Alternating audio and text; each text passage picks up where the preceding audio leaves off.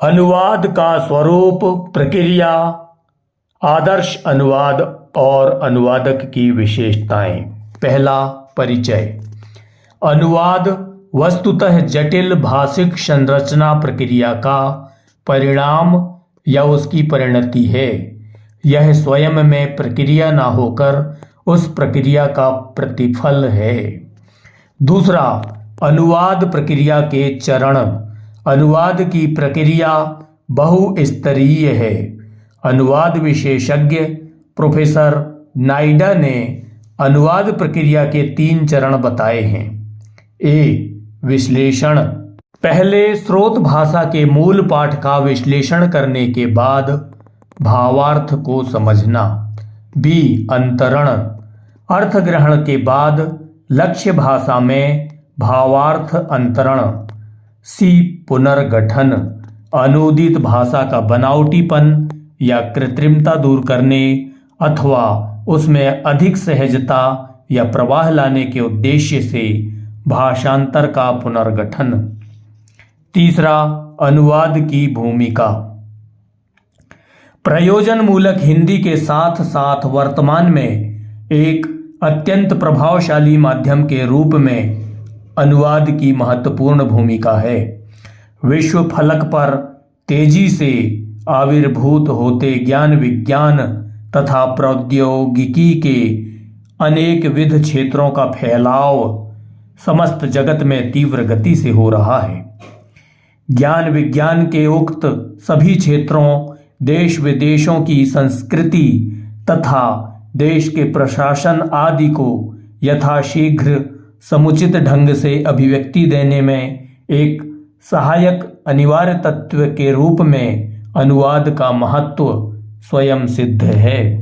इस प्रकार प्रयोजनमूलक हिंदी के रूप, ज्ञान क्षेत्र, पारिभाषिक शब्द भंडार तथा भाषिक संरचना की विशिष्टता आदि की श्रीवृद्धि में अनुवाद की अहम तथा अनिवार्य भूमिका बनी हुई है। चौथा, अनुवाद का आविष्कार। Invention of translation.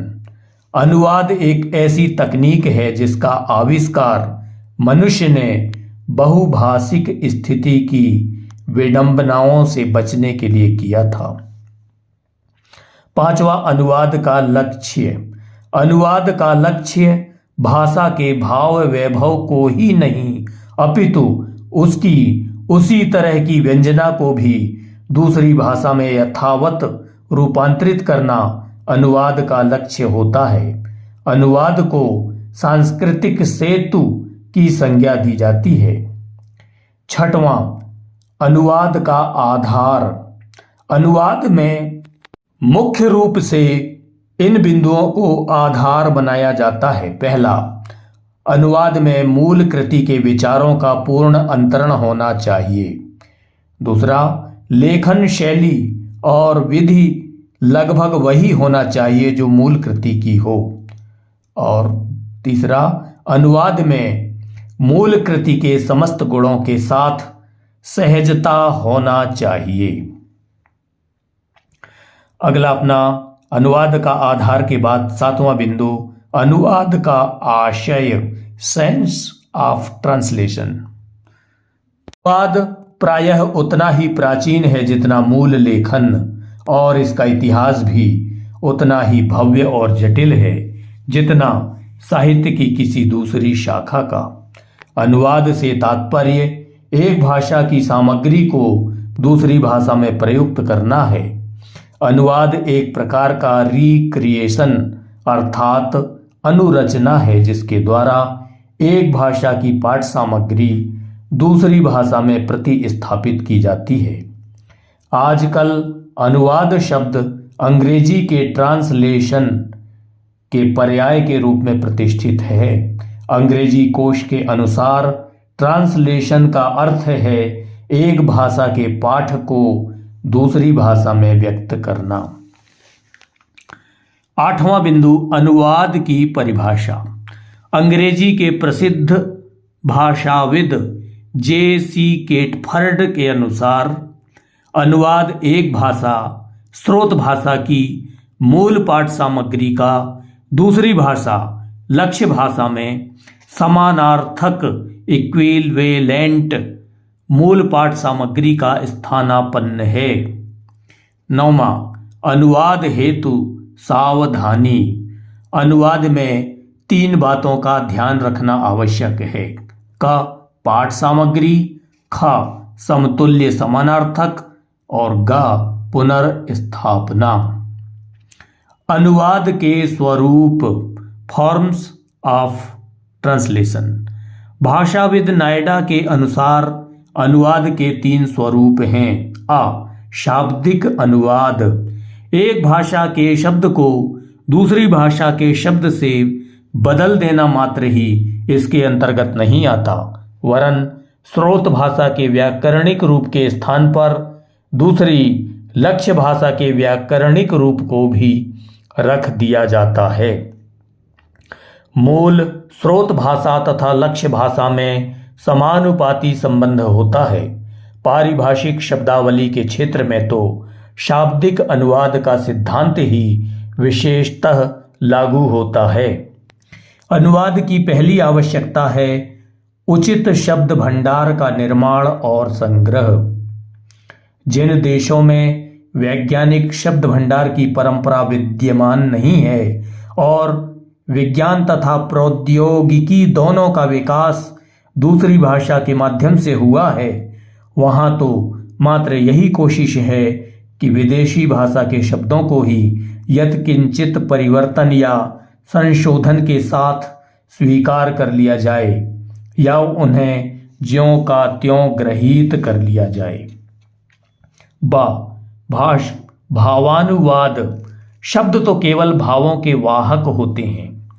वह तो किसी वस्तु विशेष या भाव विशेष को स्पष्ट करने के लिए चिन्ह मात्र हैं। ऐसी स्थिति में अनुवाद करते समय उस शब्द विशेष के अस्तित्व से अधिक उसमें निहित भाव को ध्यान में रखना चाहिए। यह भी सोचना होगा कि मूल भाषा में कहने वाला अमुक शब्द के स्थान पर कौन सा शब्द प्रयोग में ला सकता था। सतर्क रहना चाहिए कि भाव अनुवाद करते समय अनुवाद करने के स्थान पर कहीं व्यक्तिगत दृष्टि से उस शब्द या वाक्य का विश्लेषण तो नहीं किया जा रहा है। भावानुवाद करते समय चतुर तथा सुयोग्य अनुवादक दूसरी भाषा के शब्दों या अभिव्यंजनाओं को अपनी भाषा में जो रूप प्रदान करता है उससे लक्ष्य भाषा में निखार आता है और अभिव्यक्ति की क्षमता बढ़ती है। पर्याय के आधार पर अनुवाद। जिस प्रकार वाक्य किसी अनुच्छेद का सहज अंग होता है, उसी प्रकार वाक्य में भी प्रत्येक शब्द का महत्व उसमें निहित अर्थ से है। मूल लेखक के पास पर्याप्त पर्याय होते हैं जिनमें से छांटकर वह उपयुक्त शब्द रखने का प्रयास करता है। अनुवादक के पास भी अपनी भाषा में पर्याय हो सकते हैं जिनमें से उसे उचित और सार्थक शब्दों का चुनाव या चयन करना होता है। मूल कृति में प्रयुक्त शब्द के भाव को दूसरी भाषा में संप्रेषित करने की भरपूर कला अनुवादक में होना चाहिए। प्रयोग में सूक्ष्म भेदों का ज्ञान प्रयोगकर्ता को होना चाहिए, क्योंकि शब्द की वास्तविक शक्ति प्रयोग में ही निहित होती है। 11वां, अनुवाद के अन्य स्वरूप। अनुवाद के कुछ अन्य स्वरूप भी संभव हैं, जैसे सार अनुवाद। सार अनुवाद में मूल कृति के सार का अनुवाद मात्र होता है। यह सामान्यतः समाचार पत्रों के लिए विभिन्न एजेंसियों द्वारा किया जाता है। किसी बड़ी सरकारी रिपोर्ट या न्यायालय के भारी भरकम कार्य या निर्णय का सार अनुवाद संभव है। यह 2 पद्धतियों से संभव होता है। सार अनुवाद की पद्धति: मूल कृति या रिपोर्ट का सार पहले से भिन्न भाषा में उपलब्ध है। मूल कृति या रिपोर्ट का सार तैयार करते हुए किसी अन्य भाषा में भी तैयार करना है। सार अनुवाद की प्रक्रिया। स्रोत भाषा में लिखी गई मूल सामग्री के किसी भी आवश्यक अथवा उपयोगी अंश को ना छोड़ते हुए किसी अन्य भाषा में उसको देना सार अनुवाद है। यह प्रक्रिया कठिन है। विधि के क्षेत्र में यह और भी कठिन है। राजनीतिक वक्तव्यों तथा भाषण में यही पद्धति अपनाई जाती है। ऐसे वक्तव्यों तथा भाषणों का संपूर्णतः अनुवाद तो दूर, मूल रूप में स्रोत भाषा में प्रस्तुत करना भी कठिन कार्य है। जब तक कि यांत्रिक सुविधाएं प्राप्त ना हों। आजकल यह प्रक्रिया टेप पद्धति से सहज तथा सुगम हो गई है। टेपित या रिकॉर्ड व्याख्यान को मूल भाषा में लिखकर व्याख्याता से अवश्य संपादित करवा लेना चाहिए। स्रोत भाषा में प्राप्त मूल भाषण से अनुदित करते वक्त अनुवादक को चयन की प्रक्रिया में भी निष्णात होना आवश्यक है। टीकानुवाद। यह भारत की बड़ी प्राचीन पद्धति है। संस्कृत, पाली, प्राकृत में लिखे हुए ग्रंथों की टीकाओं की भरमार है। इसको लक्ष्य भाषा में दिया गया भाष्य भी कहते हैं। यह पद्धति भारत की सभी भाषाओं में पर्याप्त विकसित है। आजकल भी भाष्य लिखने का प्रचलन है। गीता पर जितने भाष्य लिखे गए हैं संभवतः विश्व में किसी अन्य ग्रंथ पर नहीं होंगे। बाल गंगाधर तिलक तथा विनोबा भावे जी के गीता भाष्य सुप्रसिद्ध हैं। रामचरितमानस, रामायण आदि कृति की भी विश्व की अनेक भाषाओं में टीका लिखी जा चुकी है। अनुवाद के उद्देश्य। अनुवाद के प्रमुखतः 3 उद्देश्य हैं। ए. दूसरी भाषा के साहित्य से अपनी भाषा के साहित्य को समृद्ध करना। बी. दूसरी भाषाओं की शैलियों, मुहावरों, दार्शनिक तथ्यों, वैज्ञानिक एवं तकनीकी ज्ञान की प्राप्ति। सी. विचार विनिमय। 13वां बिंदु स्रोत भाषा और लक्ष्य भाषा। वह भाषा जिसमें कथित बात को दूसरी भाषा में अनुदित किया जाता है स्रोत भाषा कहलाती है, तथा वह भाषा जिसमें अनुवाद किया जाता है वह लक्ष्य भाषा कही जाती है। अंतिम बिंदु निष्कर्ष। 14वां निष्कर्ष कॉन्क्लूजन। वस्तुतः अनुवाद एक ऐसा माध्यम है जिससे हम अपनी भाषा के साथ साथ दूसरी भाषा के ज्ञान को अपनी भाषा में अनुदित कर अपने ज्ञान का परिवर्धन करते हैं।